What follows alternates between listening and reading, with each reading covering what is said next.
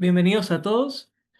Vamos a continuar con las lecciones que estamos teniendo acerca del texto que se llama la Didaje. Para quienes no se habían unido antes, bueno, la Didaje es un texto que fue escrito alrededor del año 50 después de Cristo, que fue encontrado hace relativamente poco tiempo, el siglo pasado, si no me equivoco, eh, por un, por un monje griego, ¿no? Es un texto que es súper interesante. Se podría decir que es como la primera catequesis, el primer catecismo, por decirlo así, que se tiene de la iglesia en tiempos muy tempranos, o sea, contemporáneos a la vida de los apóstoles, de la mayoría de ellos. Así que en esto estamos, hemos avanzado hasta el capítulo 7, pero igual me gustaría que repasemos un poco desde el capítulo 5. Así que ahora voy a compartir la pantalla. Quería repasar desde el capítulo 5 porque había algunas cosas que me di cuenta que había pasado por alto que sería bueno que la tratemos también. Bueno, en principio lo primero que habla la DIAG es acerca de la exposición de los dos caminos, el camino de la vida y el camino de la muerte, que es también algo que tiene muchas reminiscencias de lo que es el mismo Evangelio, cuando habla acerca de la puerta estrecha y la puerta ancha, cuando habla del camino estrecho y también el camino ancho, que el camino estrecho es el que lleva a la vida, que tiene muchas dificultades, pero lleva a la vida, y el camino ancho es el que nos lleva a la perdición, aunque sea más fácil de caminar. Así que acá está exhortando a todos los fieles, a los catecúmenos, a que podamos caminar en el camino de la vida, ¿no? Y bueno, a quienes se están sumando ahora les recomiendo también leer los capítulos anteriores, que son cortitos pero también muy edificantes. Y ahora está hablando un poco acerca de lo que es el camino de la muerte, que son las cosas que tenemos que evitar nosotros como cristianos. Entonces dice, el camino de la muerte es en cambio este. Sobre todo es malo y lleno de maldición los asesinatos, los adulterios, las concupiscencias, las fornicaciones, hurtos, idolatría, brujerías, preparación de venenos, rapiña, falso testimonio, hipocresía, doblez de corazón, dolo, malicia, orgullo, avaricia, turpiloquio, envidia, espíritu atrevido, altanería, ostentación. Bueno, voy a ir como un poquito palabra por palabra tratando de desglosarlo un poco porque hay algunas palabras que igual son un poco difíciles, entonces para que podamos meditar un poquito más profundamente en esto. Bueno, cuando habla acerca de los asesinatos, hay que pensar, como les dije en la catequesis pasada, de que no se refiere solamente a literalmente asesinar a una persona de forma física, porque también en el Evangelio Jesucristo dice que cualquiera que piensa mal contra su hermano, que le llama torpe, que le llama necio, ya está cometiendo asesinato contra él. Lo que hace el Evangelio justamente, y la nueva noticia que nos anuncia Jesucristo y sus apóstoles, es una transformación del corazón. Entonces, cualquier pensamiento malo que nazca del corazón, ya es como si se estuviese haciendo. Obviamente no es tan malo como pudiera ser, pero respecto a esto también tenemos que cuidarnos acerca de nuestros pensamientos, nuestras palabras y obviamente nuestros actos. Bueno, respecto a los adulterios, bueno, ya desde las Sagradas Escrituras lo que se nos enseña es que el ámbito correcto en que se puede llevar una relación de intimidad es en el ámbito del matrimonio, bajo la bendición de Dios. Entonces, lo que está fuera de ese ámbito, ámbito matrimonial, tiene que ver con esto, con el camino de la muerte y nos aleja, digamos, de la santidad. Bueno, concupiscencias son todo tipo de deseos desordenados. Por ejemplo, habíamos puesto, por ejemplo, la gula, que es también un deseo desordenado acerca de la comida, que es como más que saciarnos, sino bueno, excedernos en el límite de lo que deberíamos comer o en las horas, y es como, de cierta forma, como una especie como de idolatría por la comida, ¿no? Porque en vez de comer por darle gracias a Dios, con agradecimiento por lo que Él nos ha dado, empezamos a centrarnos en ella en vez del Dios que nos la ha dado. Bueno, fornicaciones, que tiene relación también con los adulterios, hurtos, idolatrías. Bueno, recién mencioné un poco acerca de cómo la gula puede ser como una forma de idolatría. Hay una parte en el Evangelio que también que habla que el amor al dinero, el excesivo amor al dinero, también es idolatría, porque se relaciona con el culto a Mamón, ¿no? Entonces, Jesús también dijo de que nosotros no podemos servir a Dios y a las riquezas. Esto no quiere decir de que condenamos el hecho de que alguien tenga su propiedad privada, que tenga su patrimonio, por decirlo así, pero el tema es si nuestro corazón está en esto, si en nuestro corazón está en las riquezas, en el dinero, nuestro corazón no va a estar en Dios, ¿no? Tenemos que poder estar dispuestos a entregarlo todo, así como hizo Abraham con su hijo, que era lo más precioso que tenía y lo más preciado, porque Dios le había dado la promesa de que él iba a recibir una gran nación por medio de su descendencia, que era su hijo, y él decidió entregarlo a Dios porque Dios se lo había pedido. Asimismo, nosotros tendríamos que estar dispuestos a entregar todo lo que tenemos, incluso lo más valioso. Y en este caso también es mucho más valioso porque se refiere a un hijo. Pero finalmente es lo que también Dios Padre hizo con nosotros al entregarnos a su Hijo para la expiación de nuestros pecados. Entonces, asimismo como Dios nos amó, nosotros tenemos que amarlos a Él y saber que todo es de Él. Así en la catequesis pasada hablé también del ejemplo de Job, en que Job, él, una vez que había perdido todo lo que tenía, salvo su vida, él decía, Dios dio, Dios quitó, alabado sea Dios, a Dios sea la gloria. Entonces, ojalá que podamos poder también crecer en esta forma de entrega a Dios y de confianza en Él. Bueno, también me recuerda esto que habla el Evangelio, de que nosotros miremos también a las aves del cielo, que ni siembran ni recogen en graneros, pero el Señor las alimenta. Así que también esa tiene que ser nuestra confianza, que Él es el provisor de todas las cosas que necesitamos. Iba en idolatrías, ¿no? Brujerías, preparación de venenos. Bien, estas cosas nos parecen muy arcaicas ahora en este momento, ¿cierto? Es bien raro que haya, o quizás no tanto, que haya brujería y preparación de venenos, pero justamente este tipo de cosas han ido disfrazándose de otras cosas porque una de las cosas en especial que hace el enemigo para poder engañarnos es disfrazarse de ángel de luz. Entonces, puede ser de que ahora no se nos manifieste como, no sé, una bruja en un caldero haciendo una pócima para matar a alguien o para hacer un amarre, cosas de ese tipo, pero a veces toma formas como mucho más bonitas, mucho más agradables y que pueden engañar incluso a los cristianos. A veces incluso con un barniz cristiano nos quiere entregar algo que en realidad viene de parte del enemigo. Entonces, de todo lo que tenga que ver con esto, con cultos que son ajenos a los nuestros. Mira, voy a poner un ejemplo que puede que para algunas personas suene un poco polémico, pero por ejemplo, la práctica del yoga, la práctica de mindfulness, tiene raíces, por ejemplo, el yoga en la espiritualidad hindú. Y cada una de las formas que se hacen al hacer yoga tienen que ver en su raíz con la adoración a alguno de los dioses de esa religión. Entonces, asimismo, como no veríamos a un hindú haciendo la señal de la cruz, es también bien extraño que un cristiano haga señas que tienen que ver con una religión que nos es ajena, ¿no?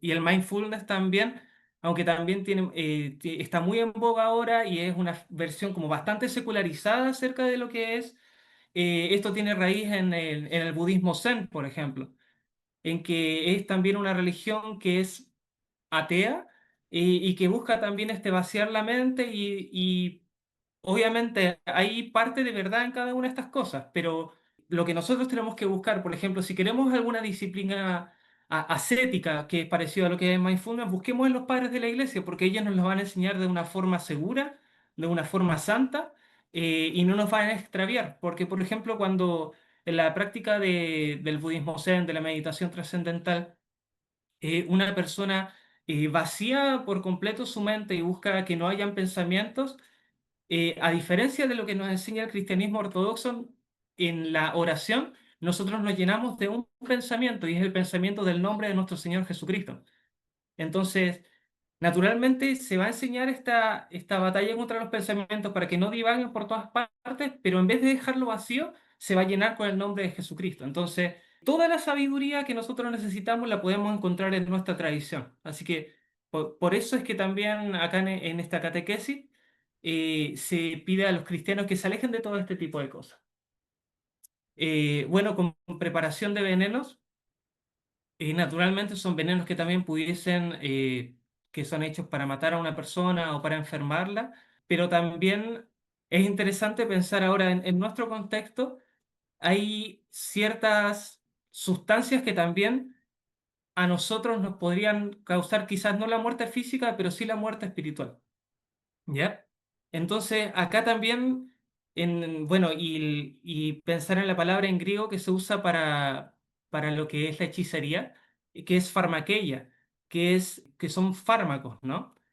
Y esto tiene que ver también con el uso de drogas. Entonces, para un cristiano, el uso de drogas también, de este tipo de drogas que alteran nuestra mentalidad, también es algo de lo que nosotros tendríamos que huir, algo de lo que nosotros tendríamos que abstenernos totalmente porque, miren, hay un padre que citó a San Juan Clímaco, el padre Spiridon de Estados Unidos, que decía de que el hecho de abrir los ojos de nuestro intelecto, los ojos de nuestro corazón mediante el uso de drogas es hechicería. Entonces, por eso mismo también la Iglesia Ortodoxa y la enseñanza de nuestros santos padres es que nosotros podamos mantener la sobriedad. Y esto obviamente es también abstenerse de borracheras, por ejemplo, de drogadicción y cosas de ese tipo, pero también es una sobriedad que es mucho más profunda, de mantener el corazón en paz y en esta búsqueda de Dios sin alejarnos de esta escucha constante a Él. Cuando nosotros nos alejamos de la sobriedad, también es muy fácil caer en uno u otro pecado. Entonces, mantenerse sobrio, mantenerse con el corazón tranquilo y a la escucha de Dios es lo que a nosotros nos va a traer bendición y paz, paz verdadera. Bien, otra palabra que por ahí necesitaba alguna explicación es, por ejemplo, doblez de corazón, ¿ya? Cuando habla acerca de doblez de corazón es el hecho de ocultar las intenciones del corazón o también de esta ambivalencia en los estados en el camino que nosotros vayamos siguiendo. A ver, ¿hasta ahora hay alguna consulta, alguna pregunta? Hola, buenas tardes. Bueno, más que Buenas nada tardes. sobre una palabra que está ahí, quizás la iba a tocar más adelante, pero es turpiloquio, la verdad nunca la había escuchado. Ah, ya. Yo tampoco la había escuchado nunca y la tuve que buscar la definición. Turpiloquio es lenguaje vulgar, el lenguaje soez. Bueno, cosas desubicadas que uno pudiese decir con la boca, groserías y de todo ese tipo de cosas son las que deberíamos no practicar, no decir, ¿no? Esa Gracias. es la... De nada, de nada. Bien, a ver, dolo esa la tengo que buscar porque no me acuerdo exactamente. Si alguien se acuerda qué significa dolo, me lo dice, por favor. Bueno, avaricia, turpiloquio. Dolo era como el concepto jurídico, así como la culpa, pero más, o sea, no culpa era como ser responsable de un hecho, el dolo es hacerlo como premeditadamente. Perdón. Ah, es como hacer algo malo sabiendo que es malo, una cosa así. ¿O nada que ver? Claro, o sea, que en el acto lo haya hecho queriendo hacer. Por ejemplo, no sé, pues yo tiro una piedra desde un acantilado y le cae a alguien, soy culpable de eso, Ujú. pero no fue hecho con dolo, por ejemplo. En cambio, si yo lo tiré para que le cayera a alguien, eso sería como dolo. Al menos eso en el aspecto como jurídico. No sé Excelente. si Sí, sí, está hace todo el expresado así sentido. ahí. Mm, sí. Bueno, de entrada relación también con la siguiente palabra que es malicia, que es como hacer las cosas con maldad, así porque, bueno, el orgullo, acá hay algunas palabras que tienen como una relación bien estrecha, que son el orgullo, el espíritu atrevido, la altanería y la ostentación, que son, bueno, son pecados que a nosotros nos pretenden hacer creer que somos algo, que somos grandes, que somos santos, que somos tal y tal cosa, y que vienen por parte del engaño también del enemigo. En ocasiones anteriores les he hablado acerca de que hay dos tipos de tentaciones, tentaciones que vienen por el exceso y tentaciones por defecto. Los padres también le hablan con respecto a tentaciones que vienen por derecha y tentaciones por izquierda. Las tentaciones por izquierda tienen que ver con el tema de esa tentación de hacer cosas que son evidentemente malas. Tentación de robar, tentación de matar, tentación de golpear, de gritar, de tal cosa, ese tipo de pasiones, ¿ya? Y las tentaciones por derecha son cuando el diablo ya no nos tentó por esta parte porque estamos pretendiendo cierta purificación, estamos tratando de esforzarnos, nos viene a tentar por el otro lado, que es para decir, no, sabes que ya lograste la santidad, has alcanzado tal estado de conciencia y qué sé yo, entonces te empieza a tentar por este otro lado. Y eso tiene que ver con, bueno, un espíritu atrevido, con altanería con ostentación, también con la vanidad, también el tema de hacer las cosas no realmente por amor a Dios, por amor a las personas, sino hacerla para que nos vean. Entonces, ese tipo de ostentación también son tipos de cosas que tenemos que evitar en este camino del que estamos hablando ahora en este momento, el camino de la muerte, evitarlo. Bueno, perseguidores de los buenos, el verso 2 dice, perseguidores de los buenos, enemigos de la verdad, amantes de la mentira, desconocedores de la retribución de justicia, no aficionados a lo bueno ni al juicio justo, no vigilantes para lo bueno, sino para lo malo. Con no vigilantes para lo bueno, sino para lo malo, acá la palabra vigilante se refiere literalmente a vigilia, a cuando uno se queda despierto, ¿no? Entonces, en la Iglesia Ortodoxa y en la tradición cristiana en general, desde tiempos muy antiguos existían vigilias en momentos de quedarse despierto durante la noche, buscando la oración. Los monjes actualmente también lo hacen y también en Semana Santa tenemos la oportunidad de hacerlo. Bueno, hay un oficio mismo que se llama la vigilia de toda la noche, ¿no? Entonces está la vigilia para hacer lo bueno y también la vigilia para hacer lo malo, que bueno, no hace falta explicarlo, pero tenemos que buscar, si vamos a hacer vigilia, que sea para hacer las cosas buenas que agradan a Dios. Bueno, habla acerca de que aquel que camina el camino de la muerte está alejado de la mansedumbre y de la paciencia, amadores de cosas vanas y ansiosos de remuneraciones, no compasivos del pobre e indiferentes con los apenados, desconocedores de su hacedor, asesinos de sus hijos, corruptores de la criatura de Dios, los que abandonan al necesitado y oprimen al afligido, abogados de los ricos, inicuos jueces de los pobres, versados en todos los pecados. Bueno, cuando habla acerca de abogados de los ricos, no se refiere a abogar por un rico que en realidad está haciendo las cosas bien, sino cuando se aboga por alguien que está pagando aunque haya hecho algo malo, ¿no? Y que se le defiende mediante la mentira, mediante el engaño, ¿no? Porque en realidad desde las Sagradas Escrituras, si bien hay personas a las que Dios le pidió, a las que Jesucristo, por ejemplo, le pidió al joven rico, que si quiere ser perfecto, que venda todas las cosas y reparta a los pobres. Y el joven rico decidió no hacerlo y se fue entristecido porque tenía muchos bienes. Bueno, otro caso, por ejemplo, la iglesia de Jerusalén, que vendió todos sus bienes y se lo dan a los apóstoles.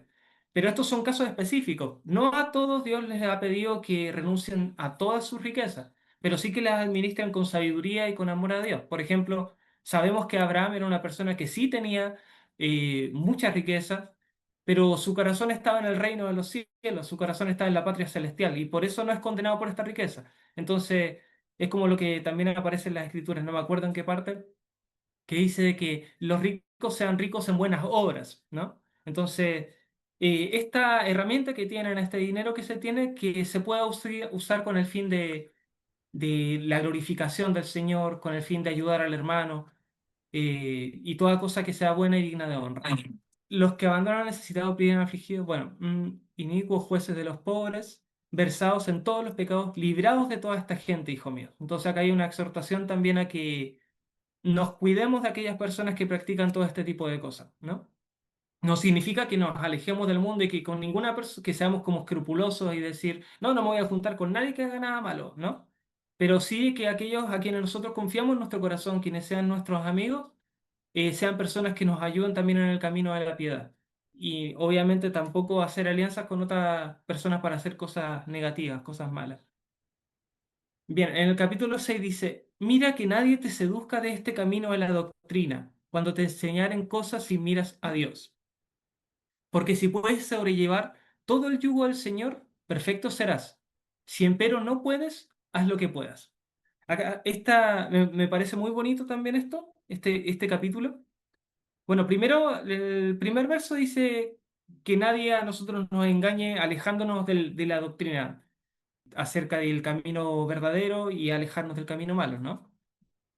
Pero lo segundo que dice es muy bonito, dice, porque dice, si puedes sobrellevar todo el yugo del Señor, perfecto serás. Ojalá todos fuésemos perfectos, ¿no? Que pudiésemos llevar completamente toda la ley de Dios y cumplirla. Pero dice, si empero no puedes, haz lo que puedas.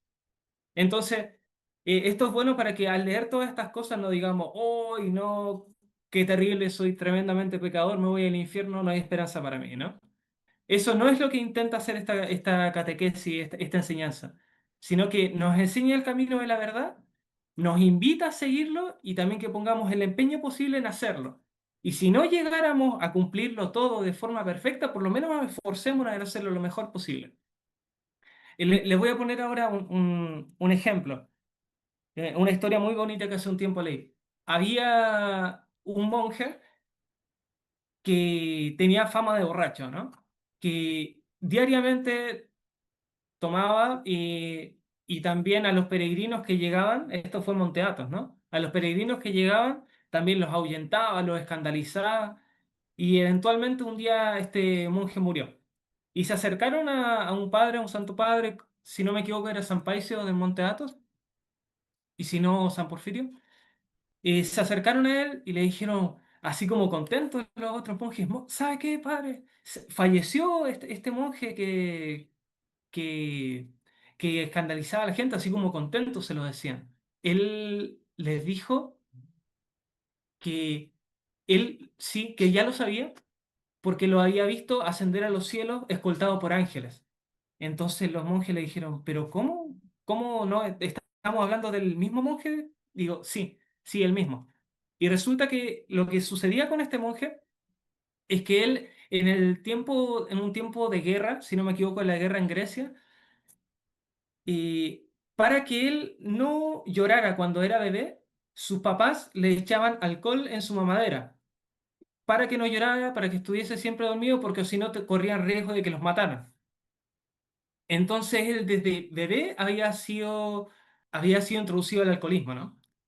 Y entonces él se acercó con esta congoja a su padre espiritual y dijo, padre, sabe que yo tengo este problema y quiero hacerme monje, pero tengo este problema y no sé cómo solucionarlo. Bebía mucho, ponte tú 10 litros diarios. Entonces el padre le dijo de que gradualmente fuese disminuyendo la cantidad de alcohol que tomaba. Entonces, si bien al principio, los primeros años, bebía ya a los 10, pero al tercer año bebía ya 8 botellas. Después, a los 14 años, a los 15 iba disminuyendo y finalmente ya se tomaba 2 botellas diarias. Entonces, la persona que había ascendido a los cielos, que había visto este santo, era una persona que había luchado contra esa pasión y ese pecado que tenía. Y que por eso había sido considerada digna de esta visión y de esta bendición de ir al reino celestial. Bien, hasta aquí habíamos llegado la catequesis pasada. Ya, la primera parte, los primeros 6 capítulos hablaban acerca de más o menos como una catequesis, y ahora empieza a ser el autor de la DIDAG explicaciones para ver cómo se tenían que hacer ciertas cosas litúrgicas. Y es bonito esto porque también vamos a ver una estrecha conexión entre las prácticas que se dan actualmente en nuestra Santa Iglesia Ortodoxa y también las que se dieron en tiempos antiguos, ya hablamos de tiempos apostólicos. Avisos litúrgicos. En cuanto al bautismo, este es el modo de bautizar. Habiendo previamente dicho todo esto, bautizad en el nombre del Padre, y del Hijo, y del Espíritu Santo, en agua viva. Si no tienes agua viva, bautiza en otra agua. Si no puedes, en agua fría, bautiza en caliente. Si empero no tienes ni una ni otra, derrama agua sobre la cabeza 3 veces en el nombre del Padre, y del Hijo, y del Espíritu Santo. Antes del bautismo, el que bautiza y el que ha de ser bautizado ayunen, y asimismo otros que puedan hacerlo. Mandas a ayunar al bautizando 1 o 2 días antes. Bien, acá, bueno, habla acerca de la práctica del bautismo. Y ya de entrada una cosa que podemos notar es que se dice que el bautismo sea en inmersión, porque habla de que si no se tiene agua viva, porque la idea era que se hiciera en agua viva, o sea, agua corriente en ríos, lagos, por ejemplo, mar, pero si no, se bautiza en otra agua. Entonces también abre esta posibilidad que después también se hizo bastante común en la iglesia, que haya un mismo bautisterio, que Dios mediante en el futuro quizás tengamos en nuestra parroquia, que es un bautisterio, sería como una piscina en la iglesia en la que la persona se pudiese bautizar. Entonces esto estaba permitido, nada más que era como que si no se podía, bueno, si no había agua viva, se bautizaba en otra agua. Si no se podía en agua fría, que se bautizara en agua caliente. También está esta apertura. No, no veamos acá como algo como que es como dogmático, sino que en sí ya muestra las posibilidades de hacer economía y buscar otra forma de hacer las cosas, ¿no? Si empero no tienes ni una ni otra, derrama agua sobre la cabeza 3 veces en el nombre del Padre, del Hijo y del Espíritu Santo. Entonces, acá nosotros vemos que esto que se planteó como la última excepción, que si no se podía hacer de ninguna otra forma que se hiciera por aspersión, bueno, la Iglesia Ortodoxa ha mantenido la tradición de bautizar en en inmersión, por triple inmersión, pero acá vemos como, por ejemplo, la Iglesia Católica Romana tomó esta excepción como la generalidad, que, bueno, es un poquito una desviación de lo que es la tradición. Bueno, antes del bautismo, el que bautice y el que ha de ser bautizado ayunan. Esto todavía es parte de nuestra tradición. También se pide que se pueda ayunar antes del bautismo. Y asimismo otros que puedan hacer. Manda ayunar al bautizado 1 o 2 días antes. Vuestros ayunos, sin embargo, no sean con los hipócritas, los que ayunan el segundo y el quinto día después del sábado. Vosotros, en cambio, ayunad el cuarto día y el viernes. Tampoco habéis de rezar como los hipócritas, mas como el Señor mandó en su evangelio. Si habéis de rezar, nuestro Padre en los cielos, santificado sea tu nombre, venga tu reino, hágase tu voluntad, como en el cielo así también en la tierra. Nuestro pan cotidiano, dánosle hoy, y perdónanos nuestras deudas, así como nosotros también perdonamos a nuestros deudores. Y no nos lleves a la tentación, mas líbranos del mal, porque tuyo es el poder y la gloria en los siglos. Amén. 3 veces debéis rezar de este modo cada día. Bien, acá también hay una tradición que se perpetúa en nuestra iglesia, que es el hecho de ayunar los días miércoles y viernes. Bueno, debo reconocer que es como algo que estoy trabajando, tratando de mejorarlo, porque en tiempo ordinario me cuesta ayunar miércoles y viernes, por a veces razón.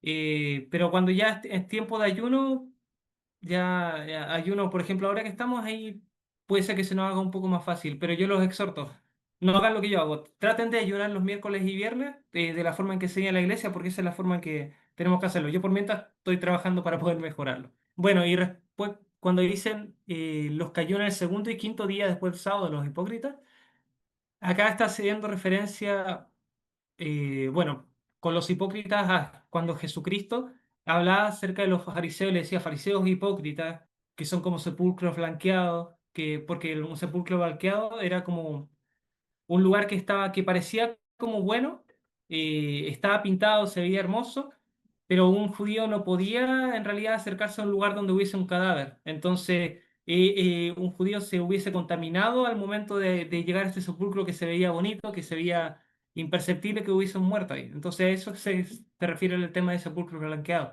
Y eso se refiere con hipócritas. Con hipócritas, ahí el tema de hipócrita recuerdo que tiene que ver etimológicamente tiene que ver con usar máscaras y que tiene que ver con el arte dramático y el teatro. Entonces, como ponerse una máscara para aparentar algo que uno no es, ¿no? Y bueno, la práctica judía antigua era justamente esto de ayunar el segundo y quinto día. Y el cristianismo tomó esta forma, estos otros días para poder ayunar, que son el miércoles y viernes, que tiene también su razón teológica, porque el día miércoles es el día en que nuestro Señor Jesucristo fue traicionado por Judas, y el día viernes es el momento en que Jesucristo fue crucificado. Así que ese es el motivo por los cuales se ayuna el miércoles y viernes. Dice tampoco habéis de rezar como los hipócritas. Ahí, cuando el Señor habla acerca del Padre Nuestro, dice que no seamos como los paganos que piensan que por la abundancia de su palabra, de su palabrería, van a ser escuchados, sino que oremos así, Padre Nuestro que estás en los cielos. También en la enseñanza acerca de la oración, habla acerca de esto, dice que no seas como aquellos que les gusta orar en las esquinas de las plazas para que todo el mundo los vea, sino que encerrado en tu corazón puedes ahí buscar a tu Padre en los secretos. No dice en tu corazón, sino con la puerta de tu habitación cerrada, que busques a tu Padre que está en los secretos, y tu Padre que ve en los secretos te recompensará en público. Dije en tu corazón porque esa es la forma en la que la iglesia tradicionalmente ha interpretado este pasaje, que no se refiere necesariamente a encerrarnos en nuestra pieza o en una celda, sino que se refiere a buscar a Dios en el silencio del corazón, sin necesidad como de tantas palabras, sin necesidad de histrionismo ni nada, sino que en el secreto del corazón, un corazón humillado, compungido, con arrepentimiento, ahí uno puede encontrarse con el Señor. Y porque, como decía San Efrén el Sirio, de que cuando uno entra a las puertas del corazón y traspasa esas puertas, llega al reino de los cielos, porque el corazón y el reino de los cielos son lo mismo para una persona que tiene a Dios en su corazón. Bueno, 3 veces debéis rezar de este modo cada día. Esto es como un canon que dio este predicador que habrá fundado esta iglesia. Puede ser que haya sido un apóstol. Es que ahora actualmente también los padres espirituales suelen dar cánones, que son, bueno, usted tiene que rezar. Por ejemplo, por decir un ejemplo, tiene que rezar 100 veces la oración de Jesús a la mañana y a la tarde y 20 postraciones, por decir un ejemplo. Eso es un canon, lo que un padre le pide a un hijo espiritual que haga para que así pueda generar una disciplina espiritual. Y bueno, acá hay como un canon bien sencillo que le dio a esta iglesia recién fundada. En cuanto a la Eucaristía, así habéis de realizarla. Primero sobre el cáliz. Te damos gracias, nuestro Padre, por la sagrada vid de David, tu siervo, la cual nos enseñaste por Jesús, tu Hijo y siervo. A ti la gloria en los siglos. Y sobre la partición del pan, te damos gracias, nuestro Padre, por la vida y la ciencia, que nos enseñaste por Jesús, tu Hijo y siervo. A ti la gloria en los siglos. Como este pan fue repartido sobre los montes y recogido, se hizo uno. Así sea recogida tu iglesia desde los límites de la tierra y en tu reino, porque tuya es la gloria y el poder por Jesucristo en los siglos. Pero nadie coma ni beba de vuestra Eucaristía, sino únicamente los que están bautizados en el nombre del Señor. Porque también de esto el Señor ha dicho, no deis lo santo a los perros. Bueno, acá también vemos una continuidad también con la iglesia antigua, que es esta importancia que tiene la Santa Eucaristía. Recordemos que Eucaristía es acción de gracia y que es esta ofrenda a Dios del pan y el vino y que el Señor a nosotros nos da su cuerpo y su sangre, que son vivificantes, que nos dan vida. Bueno, el uso del pan y el vino y que todos participan de este. Y bueno, y esta es una oración eucarística muy, muy, muy antigua, ¿no? Acá hay algo que dice, pero nadie coma ni beba de vuestra Eucaristía, sino únicamente los que están bautizados en el nombre del Señor. Porque también de esto el Señor ha dicho, no deis lo santo a los perros. Bien, esto no se tiene que interpretar como un insulto, ¿ya? Esta era la forma en que antiguamente se hablaba acerca de quienes no formaban parte del pueblo de Dios. Recordemos un momento en que fue esta mujer que era gentil, no me acuerdo exactamente de qué pueblo era, pero no era del pueblo hebreo cuando estaba Jesús enseñando y que le pidió al Señor, era samaritana, dice acá mi esposa. Cuando el Señor le pidió, no, a ver, se había acercado para pedir un milagro, ¿no? Para pedir que el Señor hiciera algo. Y él le dijo, el Señor Jesús le dijo que no podía quitar el pan de los hijos y dárselo a los perros, ¿no? A los perrillos. Y ella le respondió, pero aún los perros, los perritos, pueden comer de la miga que cae de la mesa. Y ahí en ese momento el Señor dijo, ¿saben que no había visto más fe en Israel que la de esta mujer? Y le concedió aquello que había pedido esta mujer. Entonces, aquí es algo que también muestra el Señor, no porque quizás todavía no podamos acceder a participar de la Eucaristía, el Señor nos va a rechazar, sino que también Él puede escuchar nuestras oraciones y concedernos aquello que le pedimos. Pero obviamente el hecho de participar de la Eucaristía requiere también una preparación. El perro en la cosmovisión del Antiguo Testamento era un animal impuro. Entonces, para poder dejar de estar en ese estado es justamente pasar por el proceso de purificación, luchar con nuestras pasiones, buscar la virtud, crecer en el amor a Dios por encima de todas las cosas, para que así de a poquito nos vayamos transformando en personas que puedan recibir y ser parte de este misterio. Primero que nada del misterio del bautismo, del misterio de la crismación y como corona en la Eucaristía. Así que esto es lo que significa. Y después de hartaros, así dad gracias. Te damos gracias, Padre Santo, por tu santo nombre, al cual hiciste habitar en nuestros corazones, y por la ciencia y fe e inmortalidad que nos enseñaste por Jesús, tu Hijo y siervo. A ti la gloria en los siglos. Tú, oh Señor Todopoderoso, lo creaste todo a causa de tu nombre. Diste comida y bebida a los hombres para su fruición, para que te diesen gracias. A nosotros, empero, nos regalaste comida y bebida espiritual, y la vida eterna por tu siervo e Hijo. Ante todo, damos gracias porque eres poderoso. A ti gloria en los siglos. Acuérdate, Señor, de tu iglesia. Bueno, una aclaración, cuando dice y después de hartaros, a lo que se refiere es un poco fea la palabra que aparece acá, pero sería como hasta quedar satisfecho, hasta satisfacernos de haber participado de esta santa comida, ¿no? Y bueno, y dar las gracias al Padre por habernos entregado a su Hijo y nuestro Señor Jesucristo. Y dice acá que dio comida a los hombres para su fruición, o sea, para que bueno, en realidad no. Si alguien me busca la palabra fruición, porque esta palabra no me acuerdo qué significa, pero supongo que se refiere para la nutrición natural del cuerpo. Pero a esto dice que la comida de la que se está participando en el momento de la Santa Eucaristía es una comida y una bebida espiritual que da la vida eterna por tu Hijo y siervo, que es nuestro Señor Jesucristo. Entonces ya desde principios del tiempo de la iglesia, estamos hablando aproximadamente en el año 50, este entendimiento de la Santa Eucaristía como una verdadera comida mística, una cena mística en que participamos verdaderamente del cuerpo y la sangre de Cristo, esto ya está presente. Esto no es un invento tardío, como algunos que acusan que todo este tipo de cosas aparecen quizás desde el Concilio de Nicea.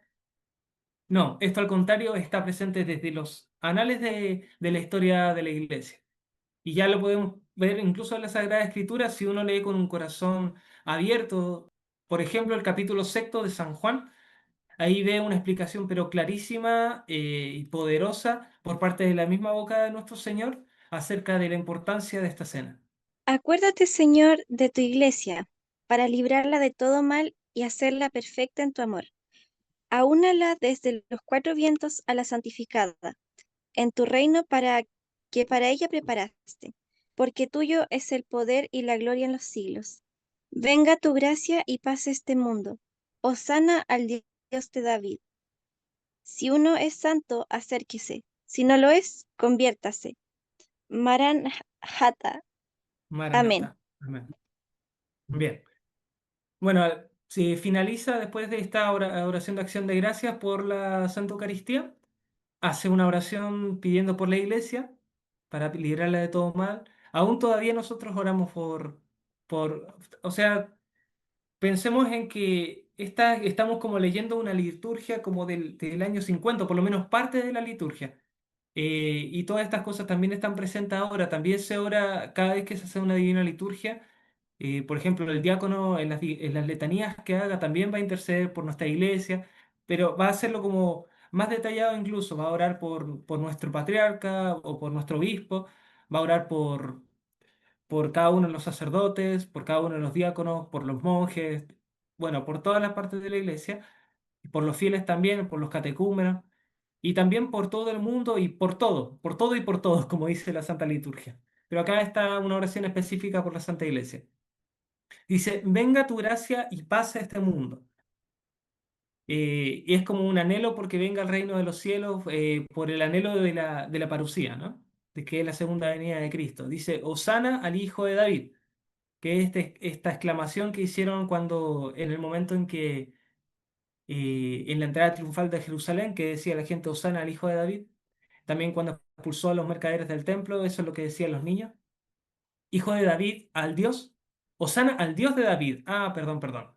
El Hijo de David, sí, se hace referencia que es del linaje davídico y que es el Mesías. Pero esto es mucho más grande que aquella declaración, porque habla del Dios de David, que es también nuestro Señor Jesucristo. Dice, si uno es santo, se acerque. Si no lo es, conviértase. O sea, acerca de esta Santa Eucaristía, habla de aquellos que son santos. Recordemos que la palabra santo en griego es agios, que significa no terrenal, o sea, que ha renunciado al mundo, que se... Y cada uno de los cristianos, en cierto sentido, también es santo, aunque también luchamos por la santidad.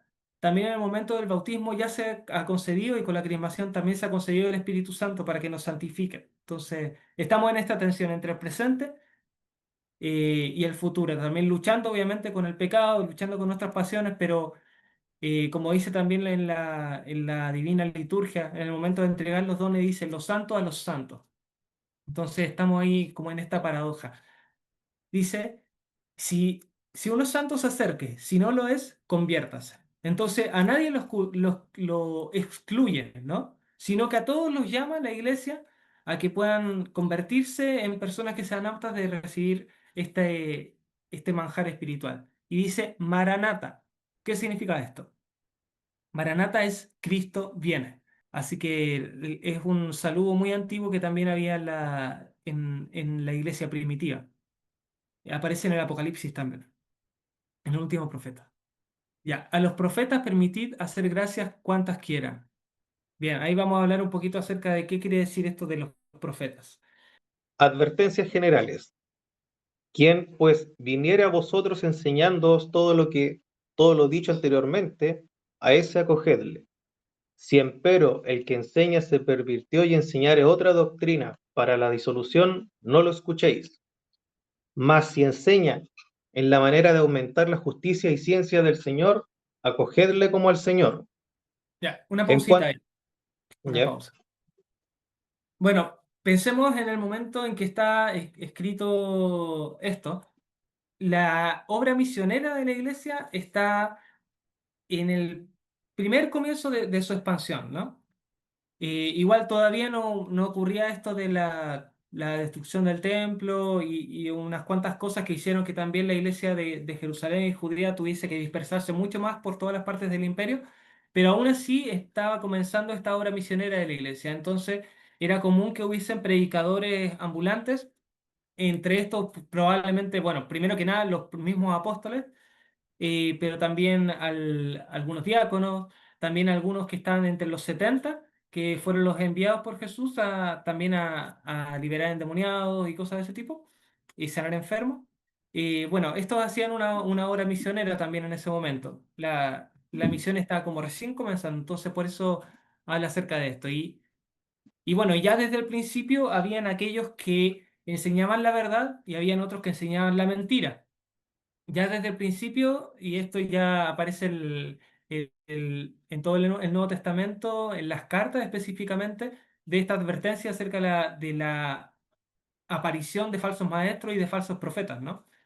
Y de esto es lo que empieza acá el autor a impulsar a las personas para que tengan este discernimiento para saber qué es lo verdadero, qué es lo malo, y también de rechazar aquella predicación que no tenga que ver con lo que ya se había entregado mediante la tradición. En cuanto a los apóstoles y profetas, proceded así conforme al Evangelio. Todo apóstol que llegue a vosotros ha de ser recibido como el Señor, pero no se quedará por más de 1 o 2 días, un día o dos. Si hace falta, quedándose 3 días, es un falso profeta. A partir, el apóstol no aceptará nada sino pan para sustentarse hasta llegar a otro hospedaje. Si pidiere dinero, es un falso profeta.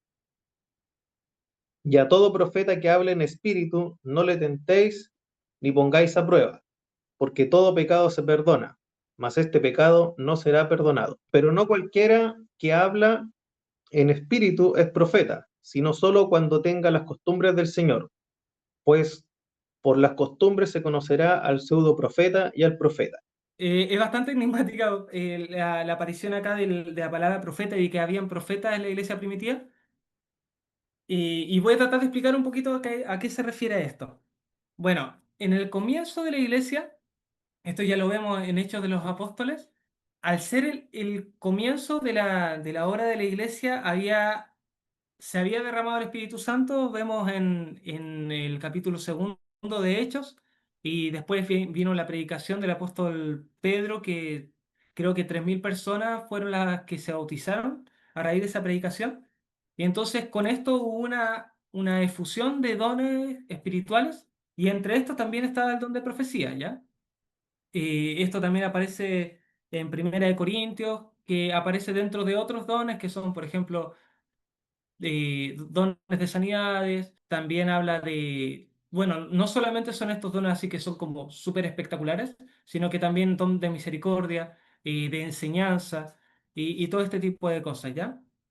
Esto ocurrió, a ver, la Iglesia Ortodoxa, a ver, si pensamos un poquito como solamente para poner un ejemplo, en el mundo protestante hay una discusión que existe todavía. Están entre aquellos que son cesacionistas, que creen que los dones espirituales han cesado por completo, o hay uno que otro que por ahí pueda pervivir, que es el cesacionismo, y por el otro lado está el continuismo, que se cree que todos los dones espirituales continúan y de la misma forma que actuaron en la iglesia primitiva.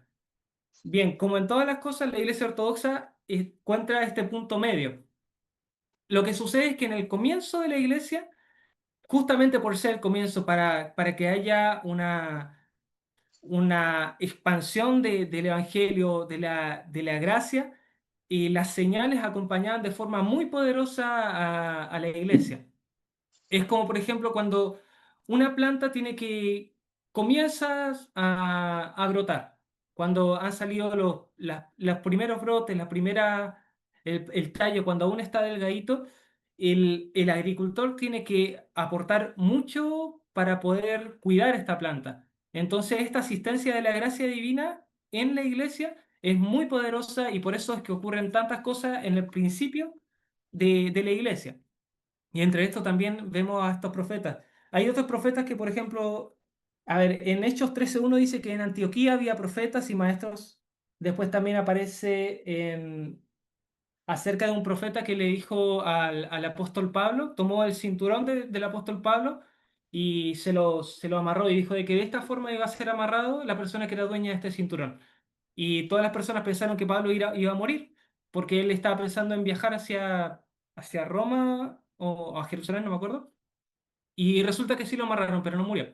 Entonces había esta cosa de profetizar. Pero lo que ocurre en la iglesia es que después esta efusión tan grande de dones empieza a hacerse cada vez más tenue, pero nunca deja desaparece totalmente, sino que nosotros podemos ver también en la vida de los santos de cada una de las generaciones, que ellos también, por medio de una vida ascética, una vida agradable a Dios, ellos también tenían la capacidad de hacer milagros muchas veces, de orar por las personas. Se habla mucho en nuestra tradición acerca del ver el corazón de la persona. Y personas como he mencionado a San Paisio y bueno, muchos de nuestros santos, al conversar con una persona, podían decirle exactamente lo que esta persona necesitaba escuchar para su salvación.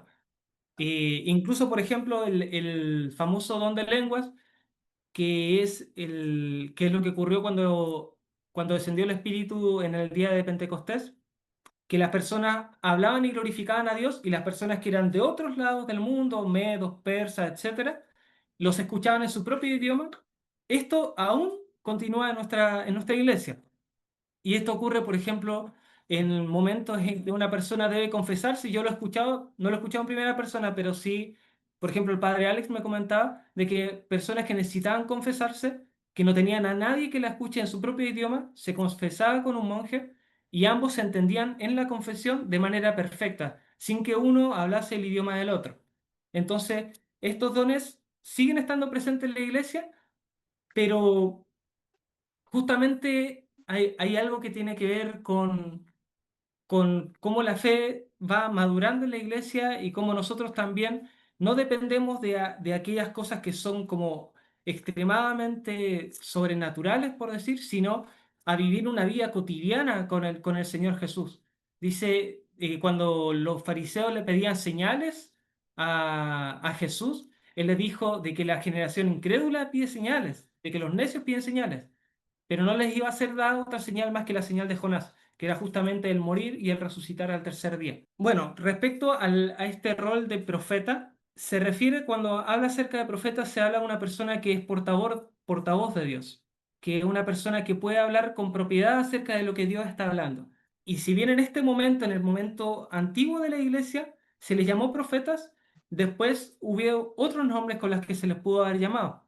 Cuando vemos, por ejemplo, en la tradición rusa que se habla acerca de los starets, que son aquellos padres que dirigían espiritualmente a sus hijos, por ejemplo, San Serafín de Sarov, que es un starets, una persona que tenía la luz de la gracia y que de hecho, a causa de su humildad y su búsqueda de Dios, se le concedieron muchas bendiciones, entre ellas el ser transfigurado también por la luz de la gracia.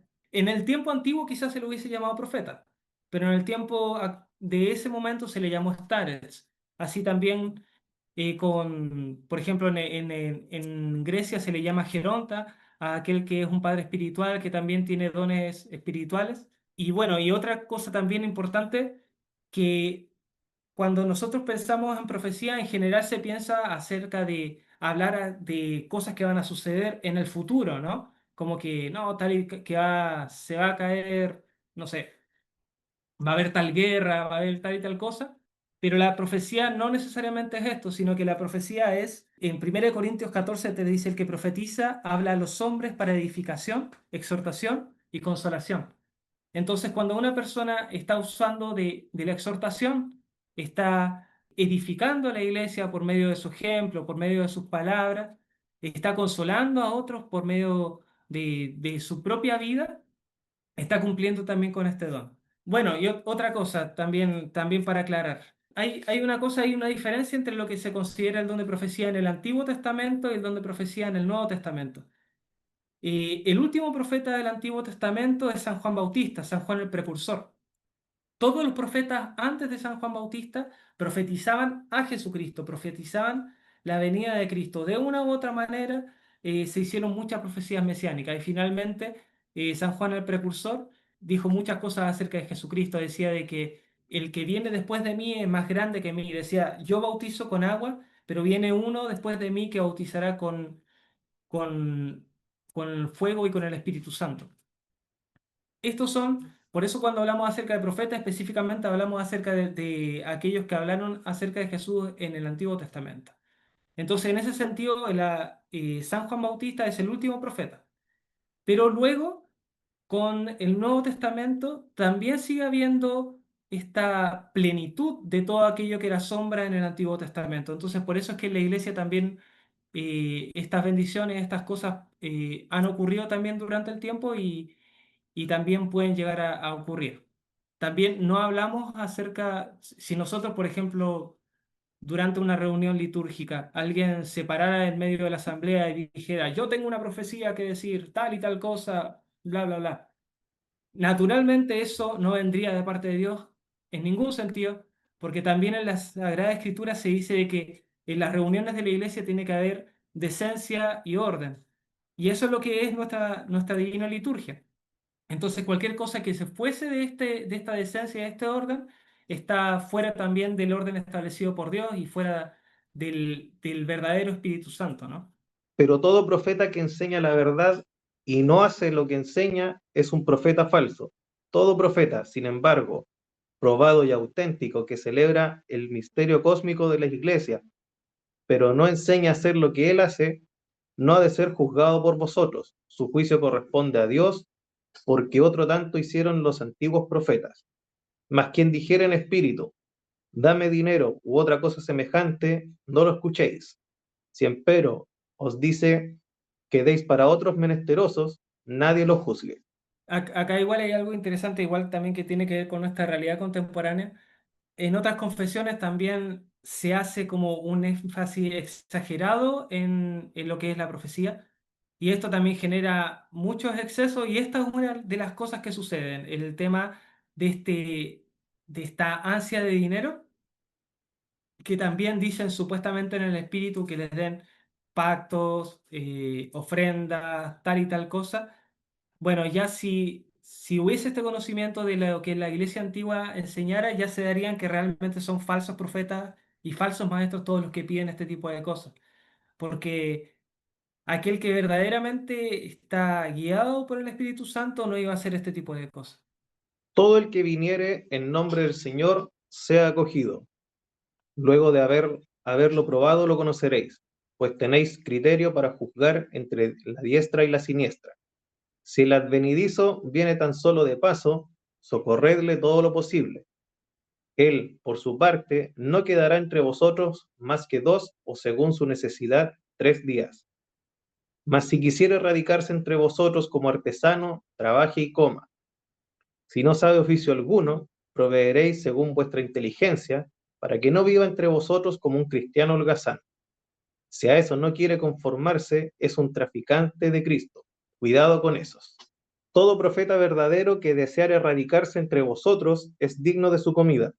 Asimismo, un doctor verdadero es, como obrero, digno de su comida. Todas las primicias del lagar y de los campos, del ganado y de las ovejas, las tomarás y darás a los profetas, porque ellos son vuestros príncipes sacerdotes. Mas si no tuvierais profeta, dad a los pobres. Cuando haces pan, tomarás la primicia y darás conforme al mandato. Asimismo, cuando abres la tinaja de vino o de aceite, tomarás la primicia y darás a los profetas. Del dinero y de las vestimentas y de todo cuanto poseas, tomarás la primicia según te parezca y la darás conforme al mandato. Bueno, acá habla acerca de que, dice, mas si no tuvieres profeta, da a los pobres. Y esto como que las iglesias tenían como una persona que era como un profeta, ¿ya? Que era como una especie como de liderazgo. No era un obispo, pero era un profeta. ¿Cómo podemos entenderlo ahora? ¿Qué significaría esto, no? En la obra de San Dionisio Areopagita, él habla de que hay 3 grados en la vida cristiana, que son el grado de purificación o catarsis, el grado de iluminación y el grado de la deificación, ya de la teosis. Y él igualaba o hacía una equiparación entre lo que era el diaconado, que el diaconado se correspondía con el grado de catarsis, ¿ya? El diaconado sabemos que es el servicio en la iglesia, en general el diácono se ocupaba también del cuidado de los pobres, de los huérfanos, de las viudas, etcétera, y también ayudaba a aquel que fuese el sacerdote, el presbítero. Bueno, el grado de catarsis se identificaba con el diaconado. El grado de iluminación se identificaba con el sacerdocio, con el presbítero. Y la iluminación era este momento en que ya has pasado por esta lucha intensa contra el pecado que pesa y que duele y que es como que ya has sido un poco librado de estas cadenas que trataban antes y ya empiezas a ver con más claridad a Dios. Y es por eso que también una persona que, bueno, nadie se autodiagnostica, yo estoy en este estado, yo estoy en este otro. Esto corresponde al Padre Espiritual, el ayudarlo a uno a guiarlo en el camino en el que está, ¿no? Pero el grado de iluminación es este. Y por eso también es que el sacerdote está encargado también de esta enseñanza, de iluminar a los otros también en el camino de la verdad y de la vida, ¿ya? Y el grado de, de la teosis ya propiamente dicha, de la deificación, de esta unión perfecta con Cristo, se identificaba con el clero ya, el obispo, ¿ya?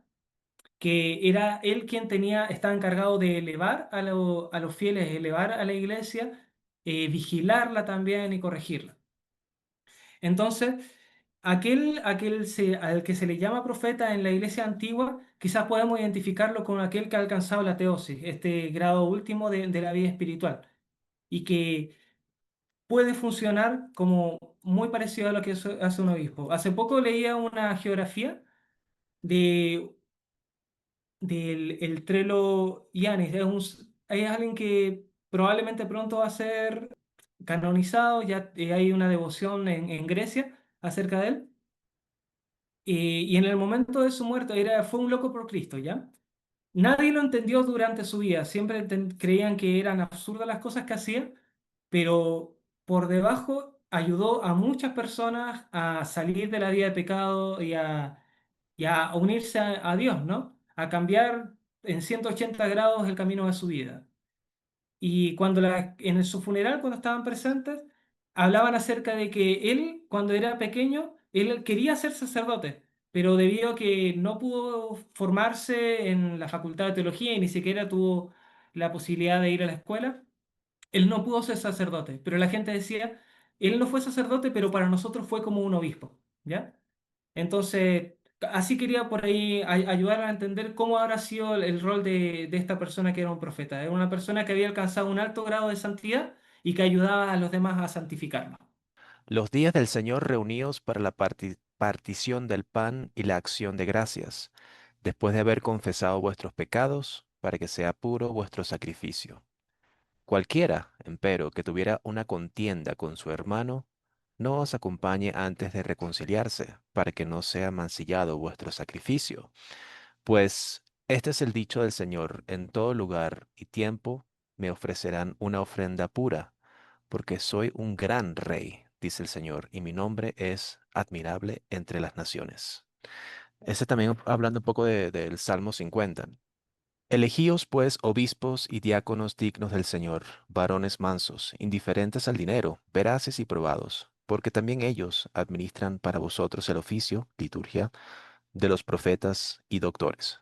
No los menospreciéis, porque ellos son venerables entre vosotros, junto con los profetas y doctores. Vosotros tratad de convenceros no con ira, sino pacíficamente, así como lo tenéis preceptuado en el Evangelio. Y si alguno hubiere ofendido a otro, nadie le hable, nadie le escuche, hasta que se arrepintiere. Vuestras oraciones, vuestras obras de caridad y todas las obras, haced de manera como lo tenéis ordenado en el Evangelio de nuestro Señor. Acá es súper importante también tener en cuenta cómo en la iglesia primitiva ya estaban estos rangos clericales, estas órdenes clericales que son los obispos y los diáconos.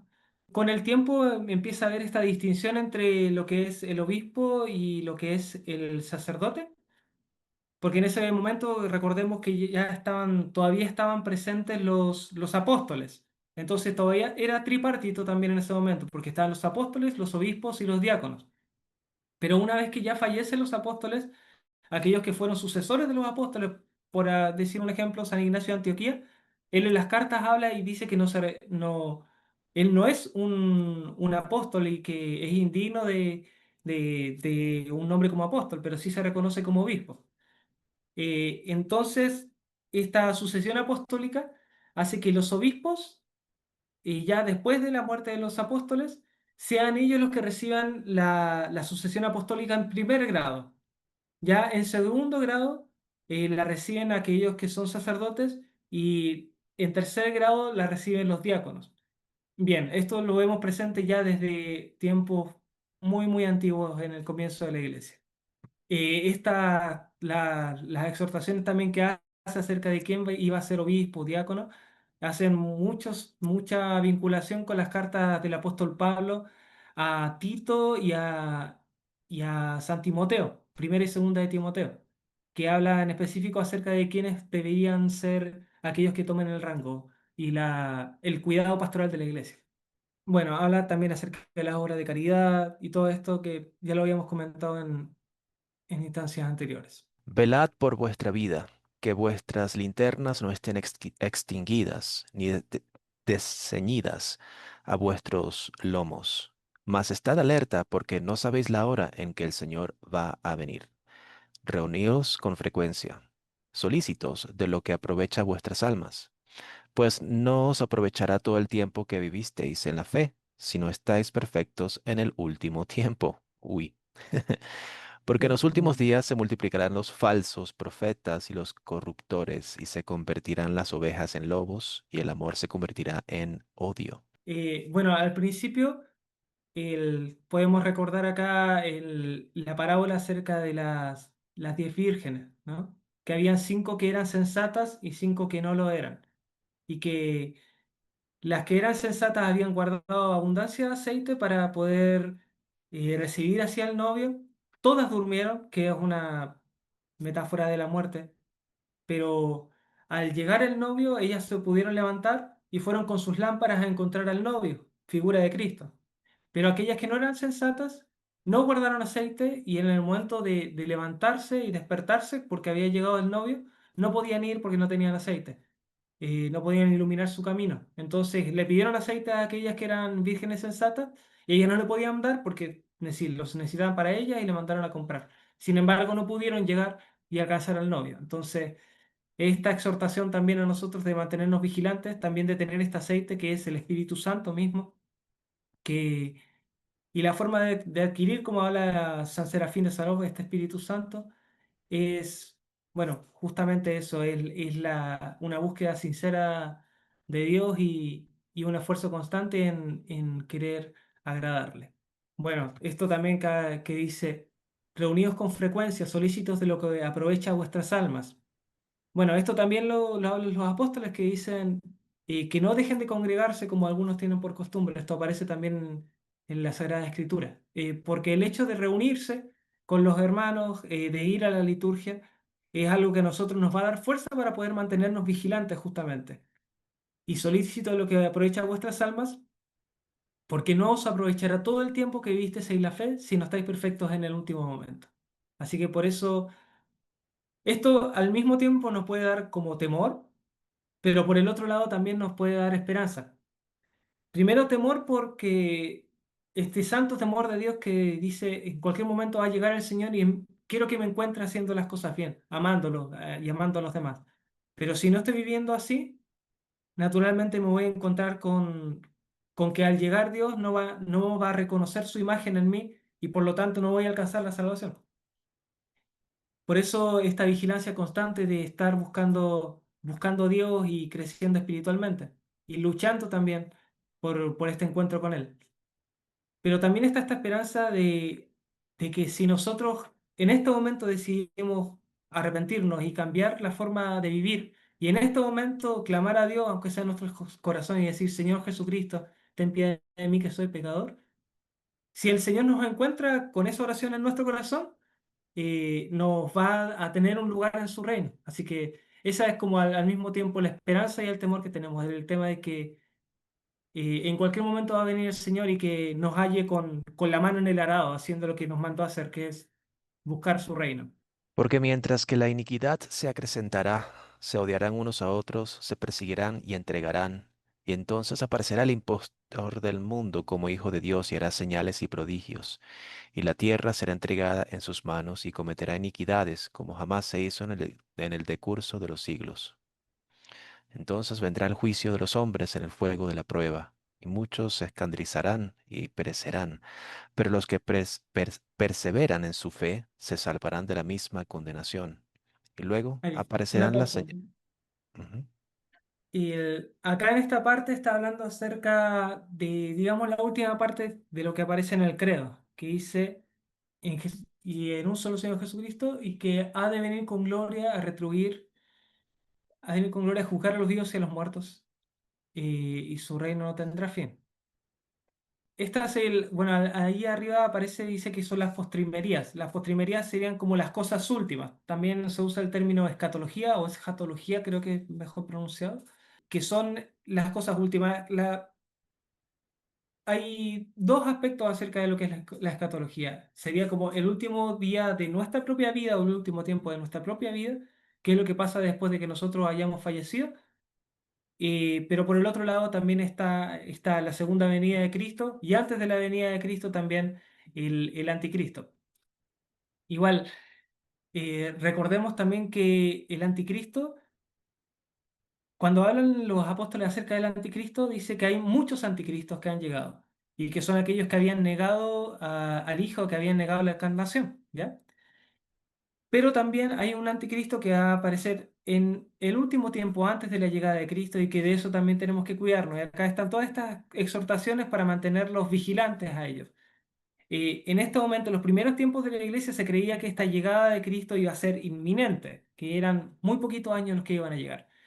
Pero esto también los fortaleció también para el momento de la prueba, para ser mártires valientes, para declarar la fe. Pero nosotros también tenemos que tener presente esto, de la segunda venida de Cristo y también por encima de todo, de la cercanía también de que en cualquier momento nos puede encontrar, nos puede llamar Dios a su presencia.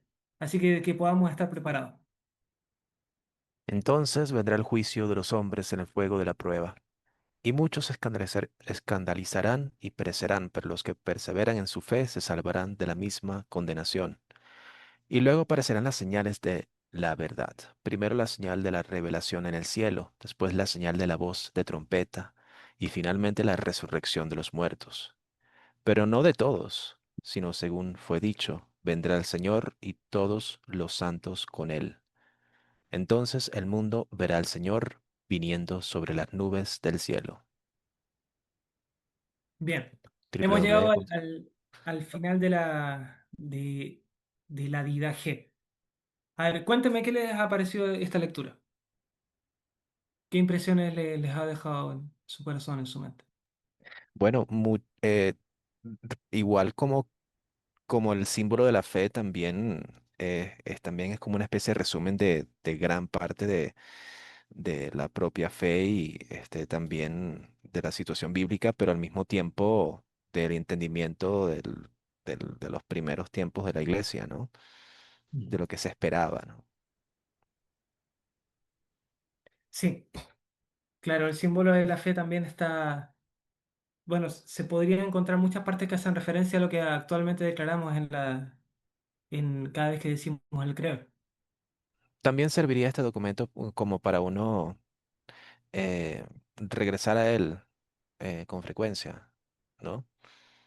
Sí, en especial los primeros Ya. capítulos, hasta el capítulo 6, me parecieron súper útiles como para leerlos y releerlos, porque también hablan acerca de cosas que son muy prácticas, que son la forma en que nosotros tenemos que dirigirnos en nuestra vida, qué cosas hacer, qué cosas no hacer, cómo vivir, cómo no vivir. Los dos caminos, ¿no? Ok, perfecto. ¿Qué significa realmente la resurrección de los muertos? Wow. ¿Es, ¿Mm? es como de forma literal o espiritual? No, no lo entiendo muy bien. Sí, lo que enseña la iglesia es que es una resurrección literal, que las personas van a volver así mismo como Jesucristo se levantó de los muertos al tercer día, Él también va a levantar de los muertos a las personas que hayan fallecido. Y es una resurrección que bien puede ser para salvación o para condenación. Y eso, es literal, es literal. No tenemos que pensar, bueno, hay algo que también hablan los padres acerca de que bueno, nosotros vemos de que los cuerpos también se desintegran, de que hay personas que quizá hayan muerto en un incendio, que se hayan vuelto ceniza. Ninguna de esas cosas nosotros nos tiene que decir, pero ¿cómo van a resucitar si estuvieron tal y tal, de tal forma? Bueno, tenemos que saber que así mismo como Cristo, como Dios, la Santísima Trinidad crearon el mundo desde la nada, así también puede volver a crearnos a nosotros desde el polvo de la tierra. Tenía la duda respecto de la parte de la Eucaristía y por qué actualmente se dice solamente comed y bebed que esta es mi sangre y mi cuerpo y antes también se hacía alusión a David en las Ah, ya. oraciones. Bien, acá hay algo que igual es bien interesante que si bien lo que se escucha como hacia lo que escuchan los fieles, dice como, tomad, este es mi cuerpo que vosotros es partido para perdón de los pecados, y adentro el sacerdote hace ciertas oraciones secretas, ¿no? Que no es que son secretas porque nadie más las pueda escuchar o las pueda leer, sino que tienen que ver con una oración interior y bien personal del sacerdote delante de Dios, que también se puede leer. Y acá hace como una, una oración más larga que incluye también estos elementos. No recuerdo si en específico habla acerca del profeta David, pero sí habla acerca de un fondo teológico bien profundo que bueno, que también se puede compartir si es que están interesados en poder leerla. Y entonces, en otras palabras, la oración sí es larga, nada más que la parte audible es tomada, este es mi cuerpo y esta es mi sangre, pero una parte que no es audible también está presente. Quizás el padre diácono, eso mismo, le iba a decir que si quería decir algo. Adelante, padre. Sí, yo ¿se escucha o no? Sí, Sí, sí, se escucha Sí, se perfecto. escucha, es que estoy con audífono, entonces, porque no quería molestar a Sonia.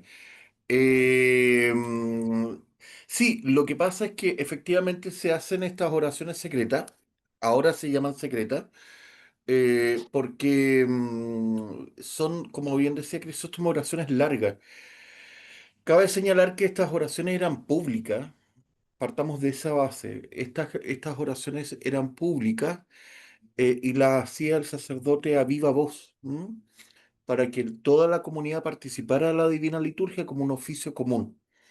Pero cuando los templos empezaron a edificarse más grandes, estas oraciones no eran, estamos hablando de cientos de años atrás, donde no existía elementos de reproducción, de amplificación, si se puede decir así, entonces no se escuchaban.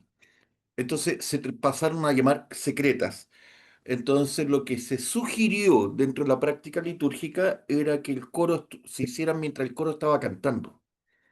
¿Ah? Entonces, ese es el tema. Ahora bien, cabe señalar que dentro de la Iglesia Ortodoxa, y recordemos las charlas que nosotros tuvimos, que son cuatro liturgias, son cuatro,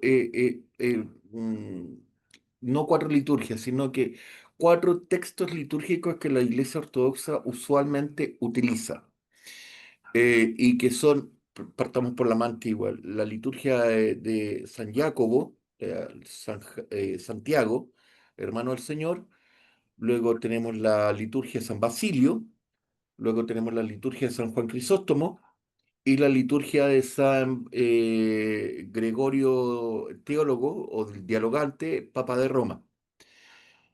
Lo que pasa es que la liturgia de San Jacobo es muy, muy, muy larga, es muy distinta a lo que nosotros conocemos, ¿m? Y luego se modifica y se hace la liturgia de San Basilio, que es muy similar a la que nosotros hoy conocemos. Y en esa liturgia, querida Catherine, es una oración secreta extremadamente larga, que dura, leyéndola rápida, 3 minutos, 4 minutos el sacerdote solo. O sea, imagínense que si estuviese sin coro, sería un silencio eterno. ¿M? Mm. Y sería extremadamente largo. Sin embargo, después San Juan Crisóstomo toma la oración, la corta y hace la oración que nosotros usamos el día de hoy, que es la liturgia común, usual, que se utiliza en el tiempo regular u ordinario, que se le llama. Y esa oración es la oración secreta. Ahora bien, hay ciertas iglesias, ciertas comunidades más pequeñitas, que el sacerdote hace la última parte de la oración secreta, ¿ya? Y es muy bonita. Yo lo vi inclusive en Estados Unidos, me tocó verla, en la cual los sacerdotes usaban y hacían esa oración secreta pequeñita, la última parte. Así que de repente yo, inclusive hemos conversado con Padre Alex, de pronto de poder hacer de forma pedagógica, anunciar que se va a hacer una liturgia de manera más pedagógica, una liturgia fuera del iconostasio, ¿me entienden? O sea, hacer la proscomedia a un costado, que la gente pueda ver y explicar que se está haciendo la proscomedia, ¿ya? Y que la gente pueda hacer llegar las intenciones y cómo se prepara la proscomedia y que la gente esté ahí mirando. Y luego que se puede hacer la liturgia completa fuera del iconostasio, para que la puedan apreciar y puedan ver las oraciones secretas, ¿ya? Porque eso es muy interesante. Y pueden apreciar que lo que manda el Didaché, lo que acabamos de revisar con nuestro querido Crisóstomo, hasta el día de hoy se aplica. Entonces, eso es muy interesante que los mandatos apostólicos se cumplen a cabalidad dentro de nuestra iglesia.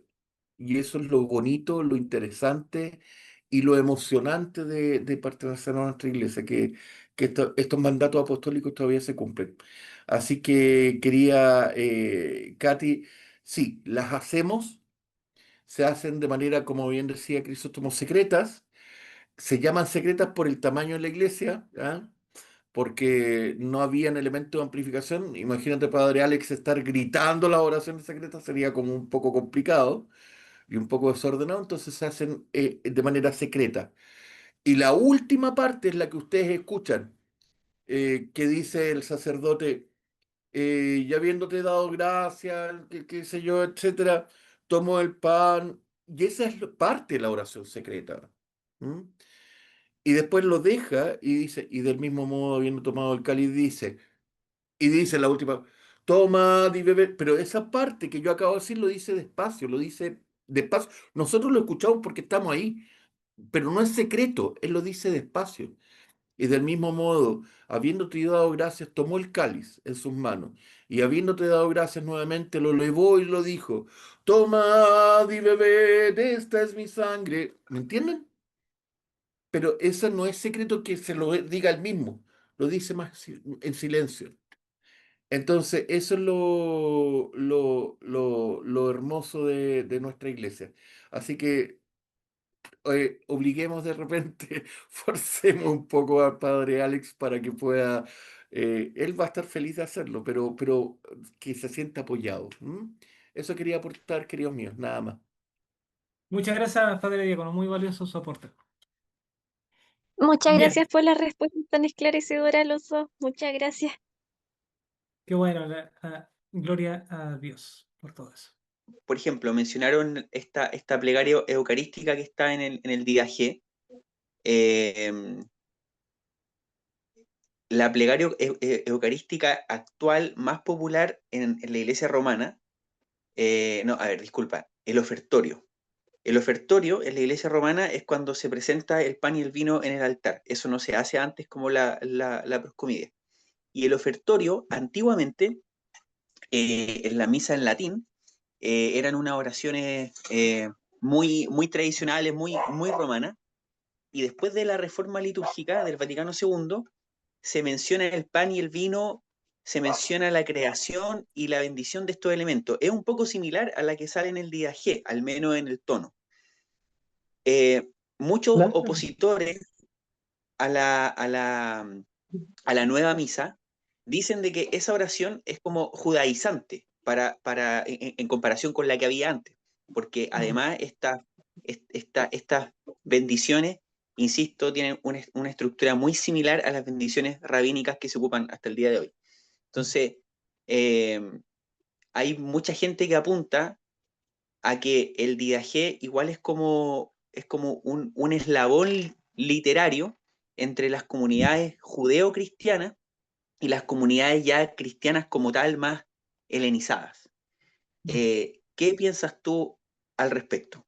Porque, por ejemplo, en el didaje tampoco están las figuras del diácono, el presbítero y el obispo, como si están en San Ignacio de Antioquía. En cambio, sí hay ministerios como más carismáticos, como el apóstol, el misionero.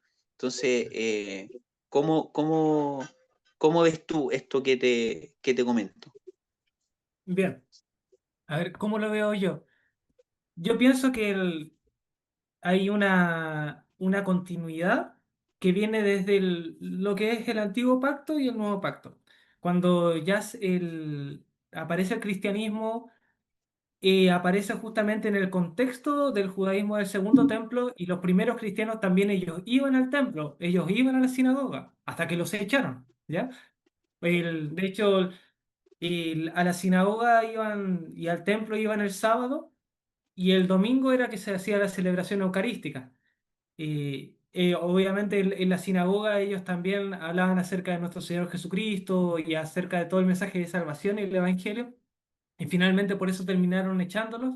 Y de ahí es que viene también esta división que todavía tenemos en la Divina Liturgia, que es la liturgia de los catecúmenos y la liturgia ya de los fieles, que la liturgia de los catecúmenos correspondía a aquella celebración que se da el sábado, y la liturgia de los fieles se refiere a aquella celebración ya eucarística. Y ya cuando fueron echados de todo el sistema judaico antiguo, es que todo se condensa en la liturgia dominical, en que están estas dos liturgias juntas.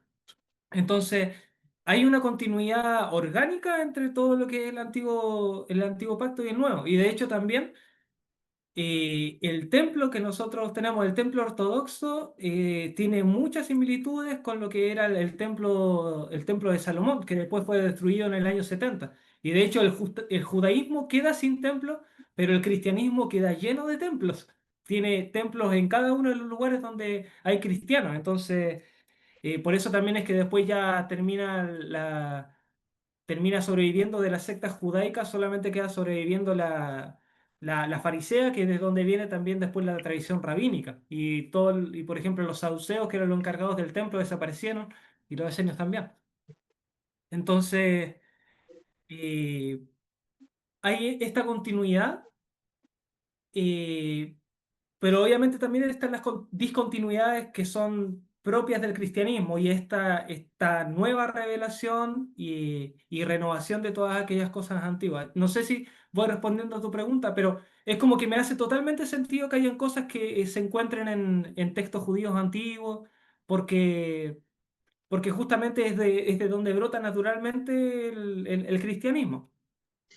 De hecho, eh, por ejemplo, cuando parte el Didaje y habla de estos dos caminos, esa idea también se repite, por ejemplo, en la epístola del pseudo Bernabé, que también es padre apostólico, eh, y no estoy seguro si en el pastor de Hermas, pero también esa idea de los dos caminos es muy rabínica, pero está presente en esto, no solamente en estos primeros escritos cristianos, sino hasta en la espiritualidad monástica. Esto de un ángel a la derecha y otro a la izquierda también parte desde ahí.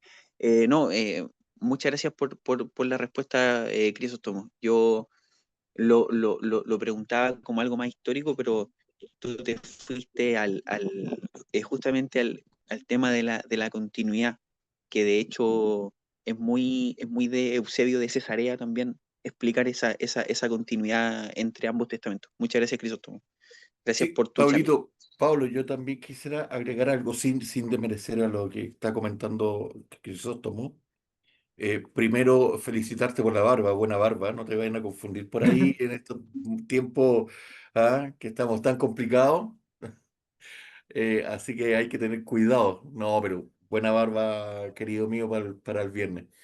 Sí, lo que pasa es que precisamente lo que yo quería comentar era agarrándome un poco de estos dos caminos, yo les quisiera llamar dos almas de la iglesia.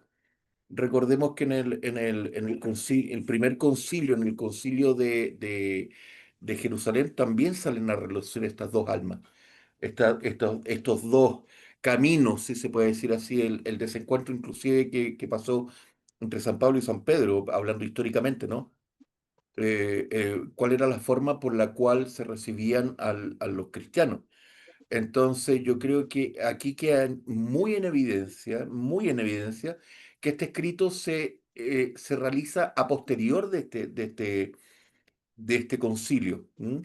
Cuando ya queda claro que se van a recibir a los nuevos cristianos a través de bautismo, ¿no es cierto? Entonces, ahí queda muy en evidencia, claramente, que esto viene desde los apóstoles yo creo yo inclusive lo ubicaría inmediatamente a posterior de este concilio. Y queda súper claro en algo que se ha repetido y se ha repetido y se ha repetido y se ha repetido en el escrito que leímos, el tema de los profetas. En la tradición judaica, en la profecía, los profetas era una categoría, si se puede decir así, dentro de la rama del judaísmo demasiado importante, muy importante, en la cual el cristianismo pasa a decir que el profeta, si se puede decir así, es reemplazado por el sacerdote, por el presbítero, sin desmerecer, que Crisóstomo lo explicó muy bien anteriormente, que la profecía sigue existiendo dentro de la iglesia, porque el Espíritu Santo es quien entrega la profecía.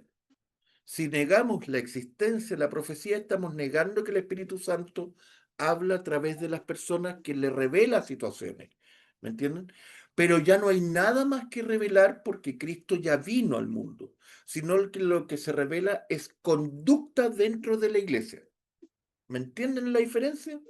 Entonces, la revelación máxima que es Cristo ya fue dada, por ende los profetas ya no existen, pero sí quien debe existir, lo que comentaba Crisóstomo delante, son los padres de la iglesia. ¿Quiénes son los presbiteros, los ancianos?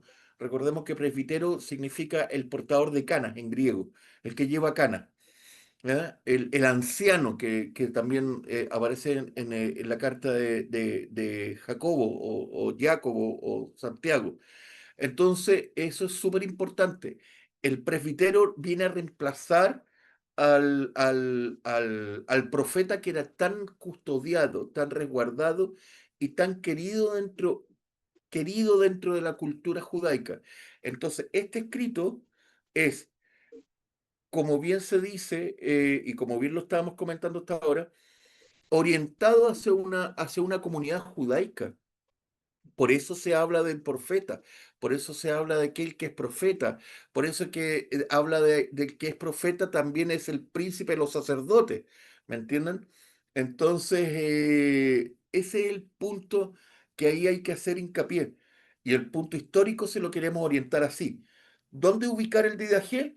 Yo, personalmente, en mi humilde opinión, yo lo ubicaría en ese instante, ¿ya?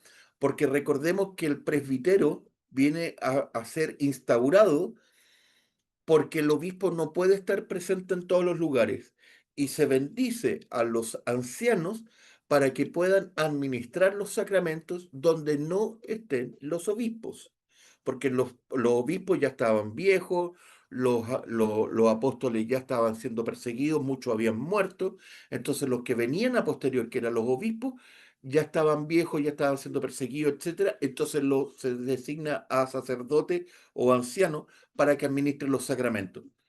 Entonces, estos profetas ya empiezan a quedar de lado y en desuso, si se puede decir así, en desuso, y por eso para nosotros, los que los vemos 2000 años después, es un poco extraña la palabra. Pero para los judíos esta palabra es muy normal, muy usual. Entonces, ¿por qué? Porque ellos consideraban que el profeta era portador del Espíritu Santo, hablaba a través del Espíritu Santo, pero no porque estaba relatando una profecía mayor que la de Cristo, no, relataba el hecho de la conducta de la iglesia de Cristo. Ese es el punto importante a distinguir. No como el concepto que nosotros tenemos de profeta del antiguo profeta, de los mayores profetas, los menores profetas o San Juan Bautista. No, el profeta que dicta la conducta de la iglesia de Cristo. Eso quería hacer la salvedad, querido mío. Y Bien, perdóname, excelente. permiso disculpen por Adelante, sí. interrumpir.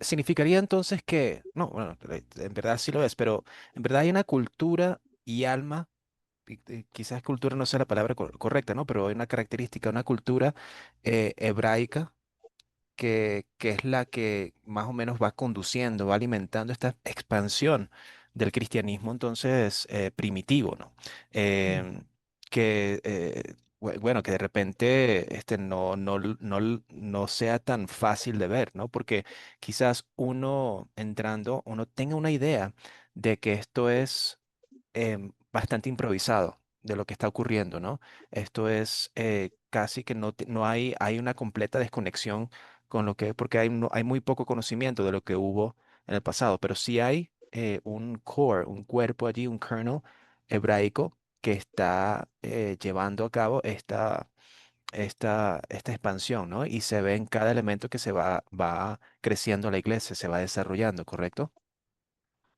O sea, querido José, de hecho es evidencia y es palpable si tú lees con cuidado el Evangelio de San Mateo. San Mateo no escribe a Mm. los gentiles como sí lo hace, por ejemplo, San Pablo o como sí lo puede hacer San Juan, sino que San Mateo escribe directamente a los judíos y cita Mm. hechos puntuales de los judíos. ¿Ah? Cita hechos que ellos van a comprender muy bien, las mismas bienaventuranzas. Las bienaventuranzas que están completas en el Evangelio de San Mateo es un dictamen pleno, como los 10 mandamientos que Cristo entrega pero en lugar de que se lo entrega a Moisés, Cristo se lo entrega a su gente, ¿me entiendes? Entonces, esos son los Yo nuevos igual, 10 mandamientos. yo quisiera hacer un aporte igual que muchas veces se tiene la impresión de que el cristianismo es sumamente antijudío y bueno, lo ha sido un montón de veces por muchísimas cosas. Incluso hay cánones eclesiásticos que apuntan eh, no tanto a una razón propia del cristianismo, sino a simplemente diferenciarse de los judíos.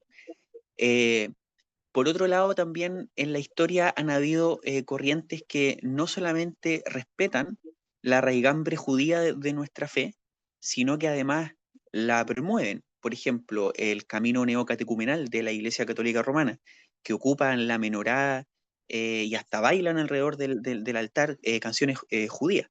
Bueno, yo creo que entre esos dos extremos primero está el concilio de Jerusalén, que logra llegar a un acuerdo al respecto de quiénes son los cristianos y que no necesitan la práctica judía para salvarse.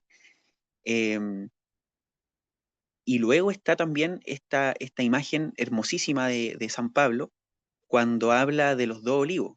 Hay un olivo digamos, como de raza, un olivo bien cuidado, y también está un olivo silvestre, pero de este olivo cuidado se han sacado ramas para que puedan ser injertadas ramas del olivo silvestre. Entonces ahí tenemos una representación del pueblo judío y de los gentiles, que ahí entramos nosotros. Entonces, sin embargo, San Pablo dice que no hay que gloriarse, puesto que debemos reconocer que fuimos injertados y participamos de la misma savia que viene de la raíz, puesto que la savia va de la raíz a la rama y no de las ramas a la raíz. Entonces, yo creo que siempre es como bueno recordar esa imagen ante tendencias tan extremas respecto al judaísmo, y también nos ayuda, evidentemente, a valorarlo en su justa medida.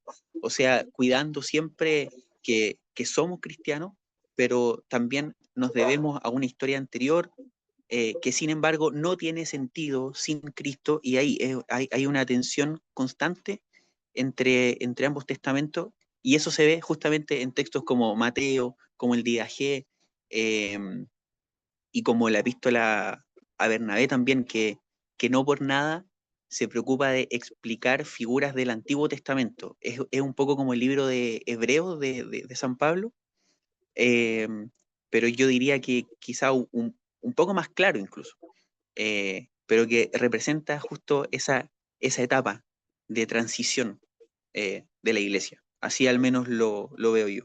De hecho, Claro, de hecho, querido, Y de hecho, querido, justamente somos los verdaderos, somos el verdadero eh, Israel. el verdadero Israel. Cuando exacto, yo, de hecho yo en la quisiera, iglesia, yo perdón quisiera hacer Pablo, que te hacer interrumpa, perdón, ujú. que te interrumpa. Yo sé que en la iglesia estamos en lugares medio complejos de decir Israel, pero a mí me encanta porque yo soy de la tendencia de que cuando alguna palabra está escrita en los sagrados oficios, llamémoslo santos oficios, y dice Israel, hay que decirlo. Porque nosotros representamos al verdadero Israel, nosotros somos el pueblo elegido, nosotros somos aquellos que hemos sido reemplazados del antiguo Israel. Entonces se dice, Israel, tu pueblo elegido, Israel, yo lo digo con toda la fuerza.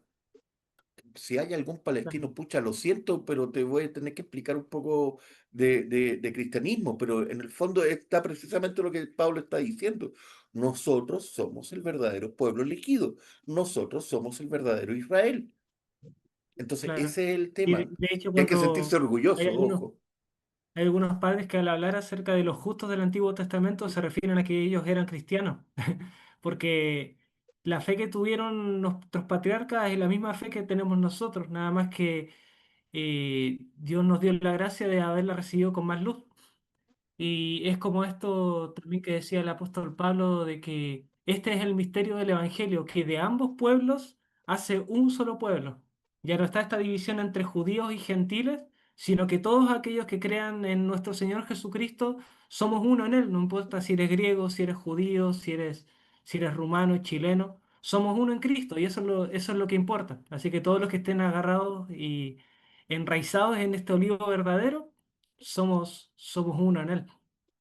Y esto es solamente hablando del aspecto judaico, hebreo, ¿no?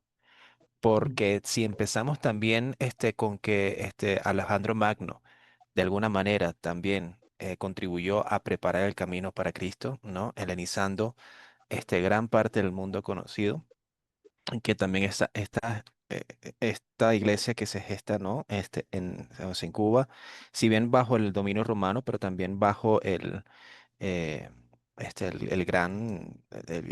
la gran potencia de la cultura griega y después también encima de eso la romana, wow, y cómo se conjuga eso de una manera tan, bueno, de la manera como se hizo. Igual, me gustaría igual hacer una aclaración que no es tampoco lo mismo hablar acerca del judío durante el Antiguo Testamento a lo que es el judaísmo contemporáneo, Cien por porque, ciento, 100%. sí, porque el judaísmo contemporáneo, justamente por la tradición rabínica que se fue desarrollando también como una reacción al cristianismo, eh, se han edificado su tradición también en una forma de negar a la iglesia, negar a Cristo, negar a la Virgen. Pero eso en nosotros en ningún sentido nos tiene que provocar un odio contra ellos, eh, sino como, a ver, por ejemplo, San Justino Mártir. Sí, les recomiendo, pero encarecidamente leer su diálogo con Trifón, que es muy hermoso, porque él naturalmente habla con un judío, él como filósofo, pero filósofo cristiano, y conversa, y con todo el respeto del mundo, con todo el amor del mundo, le explica su fe, le explica la fe cristiana, y también le explica cuáles son los errores que el judaísmo de ese momento tiene, cuáles eran sus falencias y todo esto, y le muestra cuál es el verdadero camino, que es el camino que enseñó Jesucristo. Entonces, este tipo de apologética, la apologética que hace San Justino, yo creo que es como un modelo si nosotros estamos en este mundo en que también todo el tiempo estamos recibiendo objeciones, estamos recibiendo incluso a veces agresiones o insultos por ser cristianos o por sostener la fe que tenemos. Imitar esta forma de actuar que tuvo San Justino al entregar también la fe a una persona que no la compartía, pero de una forma llena de amor y llena de verdad. Bien, muchas gracias a todos. Wow.